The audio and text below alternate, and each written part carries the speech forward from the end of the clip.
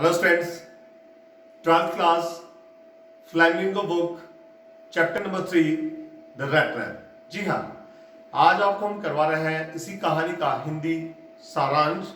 साथ ही कोशिश करेंगे इंपॉर्टेंट क्वेश्चंस के ऊपर फोकस करने की। डियर स्टूडेंट्स, इस कहानी को लिखा है सल्मा लेग्रॉफ ने। ये स्वीडन की राइटर है। 1858 पे इनका बर्थ हुआ और 1940 तक ये रही।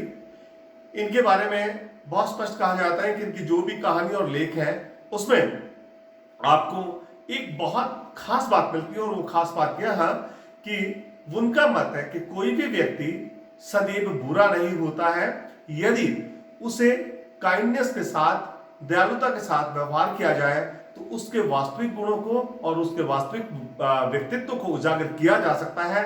Let's try to find out कि इस कहानी में किस प्रकार से एक चूहादानी बेचने वाला व्यक्ति बाद में रियल कैप्टन का डेमो दे देता है, जब एक लड़की उसके साथ बहुत ही काइंड व्यवहार करती है और उसे कैप्टन की तरह से ट्रीट करती है। Let's see and watch this particular slides on the lesson the red trap. Here is the red trap. Dear students, कहानी एक समय की है। एक व्यक्ति चूहादानी बेचने वाला होता था।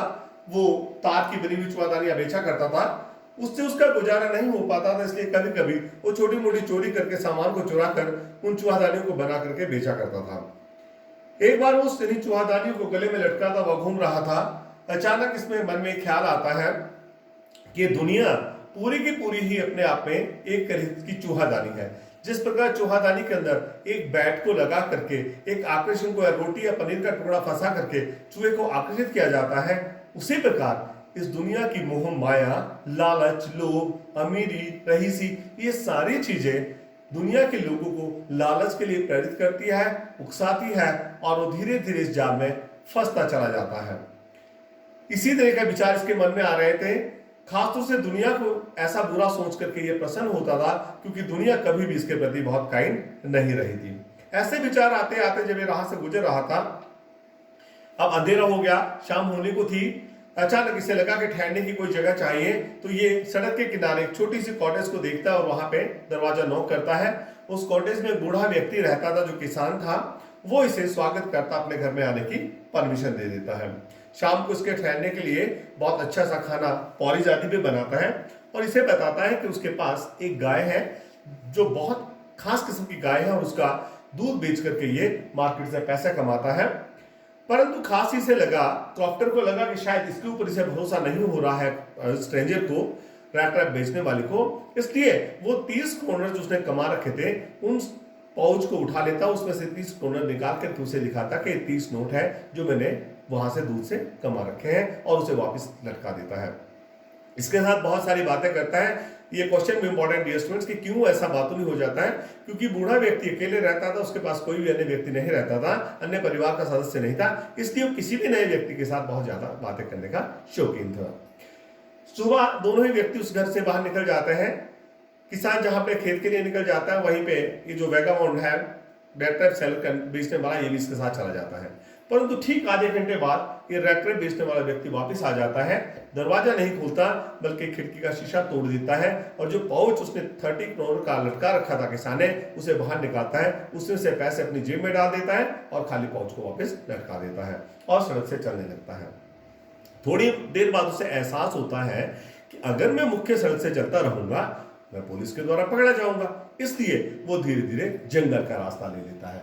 जंगल में जाते जाते थक जाता है, वो भटक जाता है, ना उसे रास्ता मिलता है ना मंजिल मिलती है, और अचानक उसे एहसास हो जाता है कि जिस प्रकार पूरी दुनिया लालच में फंसी हुई है, आज इसकी बारी है, ये भी इस लालच में फंस चुका है। और ये 30 करोड़ और कुछ नहीं था बल्कि इसे आकर्षित करने के लिए उस क्रॉफ्टर ने जैसे मान लो कोई मोहजाल फंसा रखा था। और यह व्यक्ति थका हारा बिल्कुल गिरने को हो जाता है। जैसे ये मरने के हालात से गिरने लगता है, अचानक इसे कुछ आवाजें सुनाई देती है। ये उन आवाज की ओर चलने लगता है लड़खड़ाता हुआ, और आवाज लोहे की फैक्ट्री से आ रही थी। दिसंबर का महीना था, हल्की हल्की बारिश हो रही थी, ये काफी हद तक भीग भी चुका था। उन दिनों रात के समय में यहाँ पे कुछ कोयले आदि का जो रेत होती थी, कोयले आदि की जो राख थी वो भरी रहती थी, और बौछार बिल्कुल दीवार के साथ टपटपाती हुई चल रही थी। इस गीले और ठंड के कारण ये वहां पे नॉक कर लेता है और आने की परमिशन मांगता है। वहां का जो लोहार था ओम और उसका प्रशिक्षु, दो के दो लोग थे, बाकी सारा माहौल शांत था। थोड़ी थोड़ी आवाज सिर्फ कोयले की चलने की आ रही थी या दोगने की चल रही थी, जिससे वो हवा दे रहे थे उस भट्टी को। अचानक उससे ये रहने की परमिशन मांगता है। ये हट्टी किस्म का जो लोहार है वो उसे परमिशन दे देता है, सिर्फ सर हिला करके, और जाकर के वो बिल्कुल भट्टी के सामने एक लोहे की छड़ी का सिरहाना बना करके बैठ जाता है और आग को सीखने लगता है। धीरे धीरे उसके गीले कपड़ों से वो आग भाप बन के उड़ने लगती है। डियर स्टूडेंट्स, वहां का जो फैक्ट्री का मालिक था उसकी एक आदत थी, कभी कभार बीच में फैक्ट्री का काम देखने के लिए वहां आ जाया करता था और उस समय भी रात को वहां आ जाता है। जब इस स्ट्रेंजर को वहां भट्टी के सामने देखता है तो उसे गलतफहमी हो जाती है। वो समझता है कि ये कोई इसका पुराना आर्मी का दोस्त है जो इस हालात में, गरीबी के कारण ऐसे हालात में है, और उसे उसका पुराना नाम लेकर के वो अपने घर जाने की परमिशन दे देता है। आज जो वो अपना बेगाबाउंड था वो यहाँ पे अपनी वास्तविकता नहीं बताता। उसे लगता है कि अगर वो उससे पुराना दोस्त समझता है तो उसे समझने दो, हो सकता है इस कारण उसे कुछ पैसे वो सहायता के लिए, मदद के लिए दे दें, परंतु उसे अपने घर जाने के लिए रिक्वेस्ट करता है। अब स्ट्रेंजर को लगता है कि अगर मैं घर जाऊंगा इसका मतलब होगा, क्योंकि मैंने पैसे चुरा रखे हैं, इसका मतलब होगा कि मैं सीधा शेर के पिंजरे में जा रहा हूं और मैं पकड़ा जाऊंगा, इसलिए वो घर जाने के लिए मना कर देता है।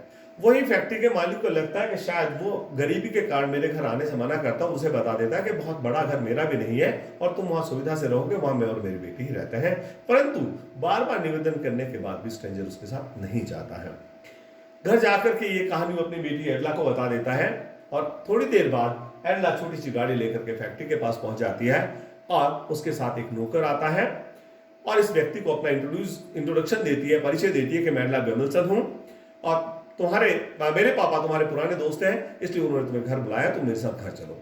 वो यहां भी जाने से मना करता है, परंतु ये लड़की बहुत ही इंटेलिजेंट है और उसकी शक्ल से इसे एहसास हो जाता है कि ये व्यक्ति या तो कोई चोरी करके आया है या जेल से भाग करके निकला है। परंतु ये क्रिसमस का त्यौहार था और उसे भी लगता था कि इस पवित्र त्यौहार के दिन किसी गरीब को यदि घर में भोजन करवाया जाए तो बेहतर होगा, इसलिए वह पूरा रिक्वेस्ट करती है और इसके निवेदन को ये मना नहीं कर सकता है। इसे ये फरका कोट देती है और फरका कोट देने के साथ उस कोट को पहन जाता है और साथ ही इसके चलने लगता है।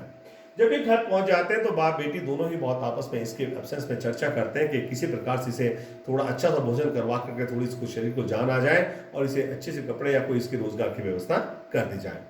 और साथ ही वो लड़की के फादर कहते हैं कि जब ये व्यक्ति नहा धो करके सुंदर होकर के बाहर निकलेगा तो निश्चित बिल्कुल बहुत आकर्षक लगेगा, और बिल्कुल ऐसा हुआ भी। जब कोई व्यक्ति नहा धो के और शेव करने के बाद वापिस आता है, उनके पास पहुंच जाता है उस नए सूट को पहन करके, तो निस्संदेह बदला हुआ था। परंतु उस फैक्ट्री के मालिक को हैरानी होती है, उसे अपनी गलती का एहसास हो जाता है कि ये व्यक्ति उसका दोस्त नहीं था बल्कि कोई और व्यक्ति है, और इसे यहां से वो भागने के लिए कह देता है। वो स्ट्रेंजर कहता है कि मैंने आपसे धोखा नहीं किया है, ये तुम्हारी गलतफहमी थी, तुम गलतफहमी से मुझे यहाँ लेके आए हो, और अगर मुझे खदेड़ना चाहते हो तो पुलिस को बुलाने की आवश्यकता नहीं है, मैं अपना पुराना सामान लेकर के चला जाऊंगा। परंतु इसी बीच में एडला के मन में दया के भाव आ जाते हैं। वो पापा से रिक्वेस्ट करती हैं कि क्रिसमस के मौके पर मैंने विशेष भोजन बना रखा है, मैं चाहती हूँ कि एक गरीब व्यक्ति आज के इस पवित्र त्यौहार के दिन हमारे घर ठहरे और हमारे साथ ही भोजन करे। और इसकी इस रिक्वेस्ट पर पापा भी उसे मना नहीं कर सकते हैं और वो व्यक्ति उनके घर में ही ठहर जाता है। दिन भर उसे खाना खिलाया जाता है। उस खाना खाने के बाद वो व्यक्ति फिर सोने चला जाता है। शाम के समय जब दोबारा उनके भोजन की व्यवस्था हो जाती है सोने के बाद, तो बड़ा हैरान हो जाता है देख करके, क्योंकि टिमटिमाते हुई जो उन्होंने क्रिसमस ट्री जला रखा था, उस क्रिसमस ट्री की रोशनी इसकी आंखों को चौंधिया देती है और उस आंखों की रोशनी में ये बहुत परेशान हो जाता है। ग्रेजुअली इसके मन में फिर ख्याल आता है शाम का खाना खा के ये फिर सोने लगता है। अब सुबह का वक्त था, सुबह के समय इन दोनों को अपनी कार सेवा के लिए क्रिसमस जाना था। दोनों ही बाप बेटी क्रिसमस की सेवा के लिए चले जाते हैं और उससे पहले बेटी से बता देती है कि जो नया सूट है इसे वापस करने की आवश्यकता नहीं है, ये मेरा पापा की ओर से तुम्हारे लिए गिफ्ट है, और अगर तुम अगले त्योहार को भी चाहो तो हमारे घर में आकर के इस तरह से भोजन कर सकते हो। दोनों ही बाप बेटी क्रिसमस की सेवा के लिए चर्च में चले जाते हैं। वहां इनको पता लगता है कि कोई व्यक्ति क्रॉफ्टर के यहां से 30 करोड़ चुरा करके आया है जो चूहादानी बेचा करता है, और अचानक इसका माथा ठहरना चाहता है। इसके फैक्ट्री के मालिक को एहसास होता है कि शायद अब उसके घर में भी वो चोरी किया होगा। जैसे वो लोग वापस आते हैं क्रिसमस की सेवा करने के बाद, गाड़ी से उतरने से पहले भी वो बाहर से नौकर के लिए कह देता है कि हमारे घर से स्ट्रेंजर चला गया कि यही है, और अगर गया है तो क्या चुरा के ले गया कुछ? परंतु नौकर कहता है कि सर वो चला तो गया है पर चुरा के कुछ नहीं ले गया, बल्कि उल्टा ये छोटा सा गिफ्ट का पैक आपकी बेटी एडला के लिए दे गया है।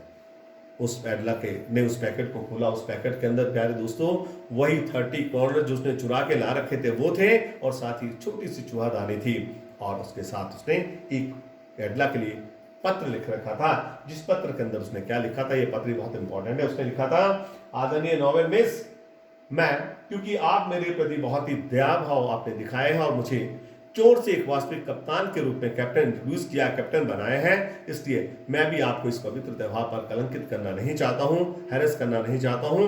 अतः मैं 30 करोनर जो वापस रख रहा हूं आपके साथ रिक्वेस्ट करके कि आप इन 30 करोनर्स को उस क्रॉप्टर को वापस दे दें जिसने शायद मुझे प्रलोभित करने के लिए ही लटका रखे थे, और ये छोटी सी जो चूहादानी है ये मेरी ओर से आपके लिए उपहार है, एक क्योंकि आपने मुझ व्यक्ति को, उस चूहे को, मुझ जैसे चूहे को चूहादानी में फंसने से बचा लिया है, मुझे वास्तविक कैप्टन बनाने के लिए आपने प्रेरित किया है, मैं इसके प्रति आपका सदैव आभारी रहूंगा।